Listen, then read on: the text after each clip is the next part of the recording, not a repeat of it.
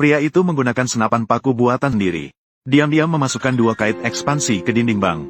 Segera setelah itu, dia mengeluarkan sebuah mesin penarik hidrolik. Segera melihat mesin penarik hidrolik, akhirnya mengikat tali kawat baja di kedua ujung kait. Begitu mesin penarik dihidupkan, dinding batu bank akan langsung dibobol. Segera setelah itu, kedua orang itu membawa alat kejahatan. Diam-diam mendekati pintu anti pencurian raksasa di brankas, mengeluarkan bor listrik, mengarahkan ke inti kunci pintu baja dan mulai menggergaji dengan gila.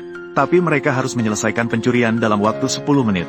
Karena jika inti kunci pintu baja dibuka secara tidak normal, polisi akan tiba dalam waktu 10 menit. Segera setelah itu, rekannya mengeluarkan kalium permanganat dan asam sulfat pekat.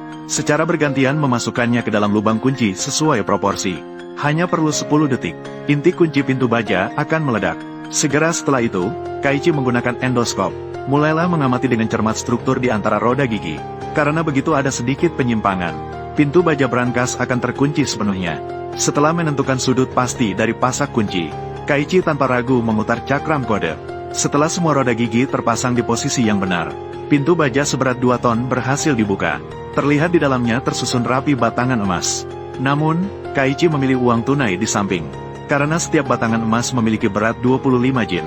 Sedangkan uang tunai senilai 10 juta hanya memiliki berat 210 jin. Namun, saat mereka berhasil mencuri, sekelompok besar polisi bersenjata lengkap telah mengepung bank sehingga tidak ada jalan keluar. Melihat pintu bank yang terkunci rapat, mereka bahkan langsung mengikatnya dengan rantai besi di pintu bank. Sementara ujung rantai yang lain diikatkan pada mobil lapis baja. Namun, ketika mereka menerobos masuk ke bank, tetapi tidak menemukan apa-apa, karena Kaichi dan temannya sudah melarikan diri melalui pintu belakang. Tetapi yang tidak mereka duga adalah, di sini tiba-tiba muncul seorang kakek pengumpul barang bekas.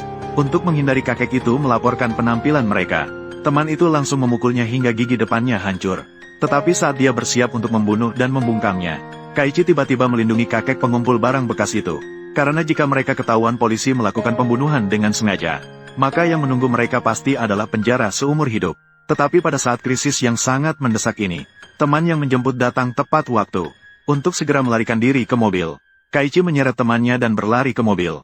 Tetapi tidak disangka dalam pertengkaran yang sengit, temannya malah menembak dirinya sendiri hingga terluka parah. Kaichi yang putus asa hanya bisa membawa temannya ke mobil terlebih dahulu, lalu kembali ke tempat semula. Karena 10 juta mereka masih ada di depan pintu belakang. Tetapi suara tembakan tadi sudah menarik perhatian polisi. Untuk menghindari ditangkap hidup-hidup oleh mereka, rekannya malah menginjak gas dan melarikan diri. Tindakan yang tidak masuk akal ini membuat Kaichi terkejut seketika. Namun saat dia mengejar rekannya, dia tiba-tiba terhalang oleh polisi yang datang mendengar suara. Setelah mengatasi polisi, Kaichi dengan cepat mengemudikan mobil polisi, bersiap untuk meninggalkan tempat yang penuh masalah ini. Namun tidak disangka, polisi di belakang tidak hanya terus mengejar, bahkan memaksa Kaichi masuk ke tempat parkir. Namun mereka tidak tahu, Kaichi yang terdesak sudah mengabaikan hidup dan mati. Namun saat Kaichi berhasil mengelak dari polisi, dia tiba-tiba menemukan bahwa pintu keluar telah dipasang penghalang. Namun dia hanya bisa menerobos keluar dengan nekat. Dengan ban yang meledak karena tertusuk tanah, mobil yang kehilangan kendali melaju ke dalam pabrik. Namun Kaichi sama sekali tidak panik. Bahkan dia keluar dengan percaya diri untuk menyerahkan diri. Ketika polisi khusus menjatuhkan Kaichi ke tanah, mereka menemukan bahwa kantong uang Kaichi ternyata kosong. 10 juta uang tunai menghilang begitu saja. Karena polisi tidak memiliki bukti yang substansial, Kaichi akhirnya hanya dijatuhi hukuman 8 tahun. Namun, ketika dia keluar dari penjara, dia tiba-tiba menerima telepon dari seorang penculik. Dia mengancam telah menculik putri Kaichi, dan tebusan tepatnya adalah 10 juta. Kebetulan yang konyol ini membuat Kaichi terkejut seketika. Namun, Kaichi tidak panik sedikit pun. Bahkan dia tertawa keras, karena dia sudah menebak siapa orang itu. Ternyata Huang Mao adalah rekan Kaichi yang mencuri bank 8 tahun yang lalu. Namun, ketika Kaichi berpikir bahwa penculikan putrinya adalah lelucon, dia justru membuat putrinya menjawab telepon. "Ayah, tolong selamatkan aku." Mendengar suara tangisan putrinya, Kaichi baru menyadari keseriusan situasi tersebut. Namun, 10 juta sudah dibakar oleh Kaichi. Namun Huang Mao mengira dia telah menguasai uang itu sendirian. Jadi dia mengancam Kaichi untuk menyerahkan 10 juta dalam 1 hari. Jika tidak, dia akan membunuh putrinya dengan cara yang brutal. Namun yang tidak pernah dipikirkan Huang Mao adalah, setelah Kaichi memutuskan telepon, dia langsung berlari ke kantor polisi. Namun, Sheriff tidak percaya pada kata-katanya. Untuk menyelamatkan putrinya, Kaichi langsung menjatuhkan dua polisi di dalam lift. Kemudian dia menggunakan kartu akses mereka untuk diam-diam menyelinap ke ruang arsip. Karena saat itu Kaichi sangat menyadari bahwa satu-satunya yang tahu informasi tentang Huang Mao sekarang hanyalah si botak yang terlibat dalam pencurian bank tahun itu. Setelah memastikan lokasi si botak, Kaichi terus mengumpat sepanjang jalan menuju si botak dan menyerangnya. Hanya dengan satu pukulan, gigi depan si botak hancur berkeping-keping. Karena dialah yang mengemudikan mobil dan melarikan diri bersama Huang Mao tahun itu, yang menyebabkan dirinya ditangkap polisi. Dan sekarang, kepala botak bekerja sama dengan Huang Mao untuk menculik putrinya. Untuk menyelamatkan nyawanya, kepala botak hanya bisa memberikan lokasi pasti Huang Mao. Tapi Kaichi sama sekali tidak berniat melepaskannya. Namun tiba-tiba, segera setelah itu, kepala botak menjatuhkan pistolnya. Lalu, saat dia mengambil pistol, dia mengangkat sofa, menggunakan senapan shotgun mengarah ke Kaichi. Itu adalah serangan gila. Untungnya, Kaichi bereaksi cepat, sehingga menghindari dibunuhnya secara langsung. Namun, saat kepala botak membuka pintu untuk melarikan diri, dia tiba-tiba menemukan sekelompok polisi sudah mengepung pintu utama sehingga tidak ada jalan keluar. Ternyata mereka sudah memblokir di depan pintu sejak awal. Dan sampai sekarang, hanya untuk menikmati keuntungan sebagai penonton. Tapi Kaichi sama sekali tidak memberi mereka kesempatan untuk menangkap. Langsung melompat dari lantai 4 ke balkon rumah tetangga. Saat Sheriff tiba, Kaichi telah melarikan diri dari tempat yang penuh masalah ini. Segera setelah itu, Kaichi mengikuti petunjuk yang diberikan oleh si botak. Dia menemukan taksi yang dikemudikan oleh Huang Mao. Namun, dia tidak menyangka, di dalam mobil ternyata bukan Huang Mao. Setelah disiksa dengan keras, Kaichi baru tahu bahwa ini adalah mobil dengan plat nomor palsu. Tiba-tiba terputus.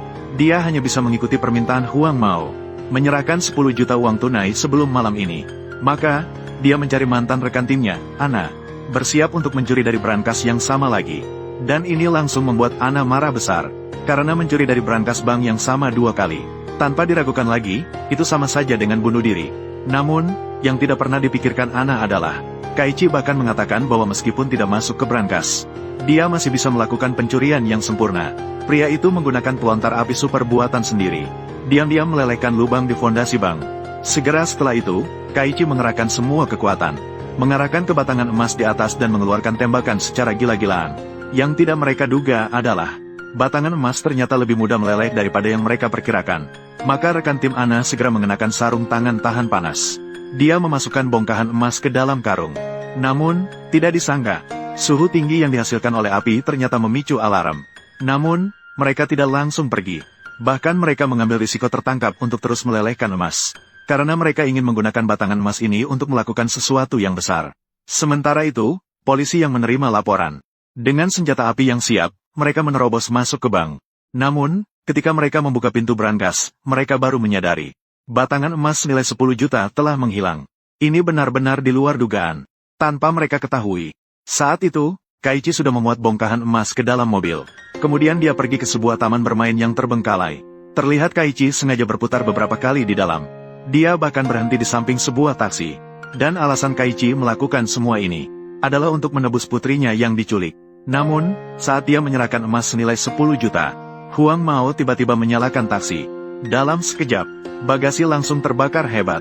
Dan putri Kaichi, mereka juga akan mati terbakar karena suhu yang meningkat. Ternyata Huang Mao memilih untuk membunuh mereka berdua agar tidak melapor, untuk menutup mulut mereka.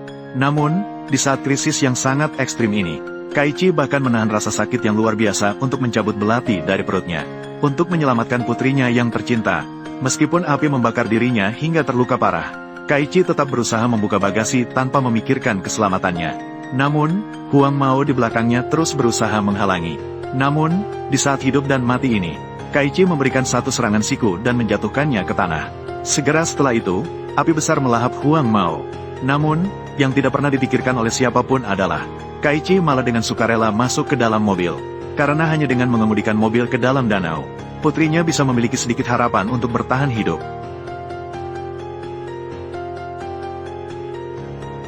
Tetapi ketika api perlahan-lahan padam, Kaichi menemukan, bagasi tidak bisa dibuka dengan cara apapun. Sementara itu, putrinya juga akan segera ditelan oleh air danau. Meskipun Kaichi mengerahkan seluruh tenaganya, dia tetap tidak bisa membuka bagasi. Namun, ketika putrinya hampir tenggelam, Huang Mao yang terbakar tiba-tiba muncul lagi. Terlihat dia mengunci leher Kaichi dengan batang besi. bersiap untuk mati bersamanya. Namun, dia tampaknya meremehkan kekuatan Kaichi. Dia juga meremehkan tekad Kaichi untuk menyelamatkan putrinya. Terlihat Kaichi mencari kesempatan. Dia mengarahkan serangan gila ke perutnya. Setelah menjatuhkannya, Kaichi langsung menggunakan pengungkit Huang Mao untuk membuka bagasi. Untungnya, Kaichi tidak hanya menyelamatkan putrinya yang tercinta, tetapi juga menggunakan pengungkit yang tajam untuk menusuk perut Huang Mao sampai mati. Akhirnya memasukkannya ke dalam bagasi yang mengurung putrinya, yang tenggelam bersama taksi ke dasar danau. Namun Kaichi juga pingsan karena kehilangan terlalu banyak darah. Namun saat putrinya kebingungan, polisi yang menyelidiki emas tiba-tiba datang. Namun yang tidak pernah dipikirkan Kaichi adalah, Sheriff tidak hanya menuduh semua kejahatan kepada Huang Mao yang sudah mati, bahkan mengobati luka berat Kaichi secara gratis. Karena Sheriff tahu, Kaichi mencuri emas untuk menyelamatkan putrinya. Namun ketika polisi mengambil kembali emas yang dicuri, mereka baru menyadari bahwa emas tersebut hilang 10 kilogram. Akhir yang paling konyol dari film ini akhirnya tiba. Untuk menemukan emas yang hilang, polisi mulai memantau Kaichi selama 24 jam. Ketika Kaichi membersihkan mobilnya, dia tiba-tiba menemukan tumpukan emas seberat 10 kilogram. Namun, rekan-rekannya untuk menghindari Kaichi di penjara, hanya bisa membuat Kaichi membuang harta yang tidak sah ini. Dan polisi akhirnya bisa bernapas lega, karena mereka tidak perlu khawatir lagi Kaichi kembali ke jalan lama. Namun, yang tidak mereka duga adalah, Kaichi hanya melemparkan sebuah kerucut pinus ke dalam air. Sementara itu, emas yang sebenarnya masih utuh dan tersisa di atas meja.